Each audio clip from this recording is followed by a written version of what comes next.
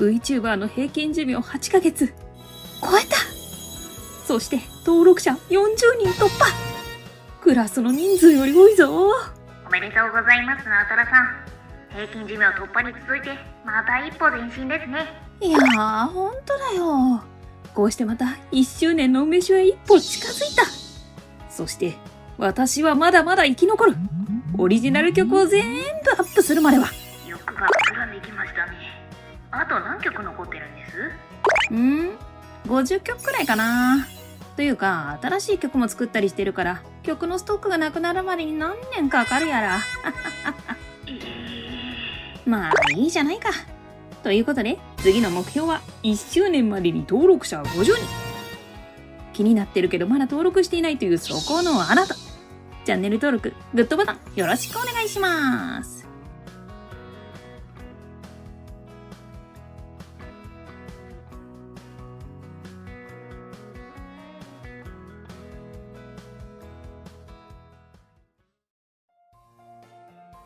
どうも、ナナトラです。VTuber 活動も9月で8ヶ月目を迎えました。アップロードしたい動画の内容がありすぎるが、時間が足りない。今月も週1回の投稿を頑張りました。チャンネル登録も40人突破。登録してくださった皆様、ありがとうございます。今後もオリジナル曲やカバー曲を中心に自分が面白いと思ったことにどんどん挑戦していこうと思います。さて、この七色シンフォニーでは、1ヶ月の振り返りと次回予告を行っていきます。ということで、9月の振り返りスタート。9月の第1週目は、ナナトラのオリジナル曲、レイトナイトブレンド。この曲は自分のラジオ番組を作ってみようということで、せっかくラジオ番組作るんだったら、オリジナルのジングルやテーマソングが欲しいというノリで作りました。カフェ感があって柔らかくてホッとする雰囲気を意識して作りました。ブレンドコーヒーにかけて声のブレンドも感じさせる五感のタイトルが気に入っています。英語でも歌いたい雰囲気の曲だったので英語バージョンの歌詞も作りました。続いてはカバー曲ラッドウィンプスのセプテンバーさん。9月といえばこの曲。大学時代に友人からラッドウィンプスを教えてもらってよくアルバムの3と4を聴いていました。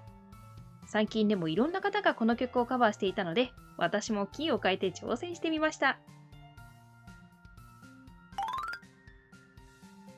続いてはナナトラのオリジナル曲モノクロキャンバス。この曲は動画のキャプションにも書いていましたが、ナナトラが認知症の方の話を聞いて作った曲です。9月は世界アルツハイマー月間、9月21日は世界アルツハイマーデーということで、10年前くらいに作った曲をリメイクしてみました。ここで恒例のリメイク曲、ビフォーアフター。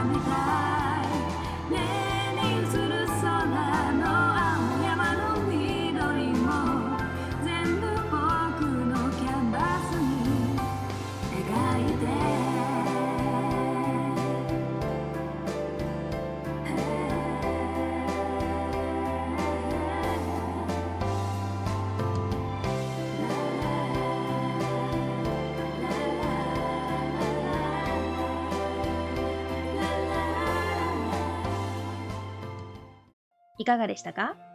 自画自賛ですが、本当音源のクオリティ上がったな。この曲では、心や記憶を留める器をキャンバス、絵の具で心や記憶を表現しています。ミュージックビデオもこだわったので、まだ見てないという方はぜひご覧ください。最後は久しぶりの七色アーカイブ、貝殻。8月に作った螺鈿細工がきっかけで貝殻について調べたら面白かったので、学びの記録にしてみました。まさか1年に2回も貝磨きをするとは。しかしさすが2回目ともなると、かなり手際よく貝を磨けました。今後も気になる、面白いということを見つけたら記録に残していこうと思います。では、振り返りはここら辺にして、次回予告。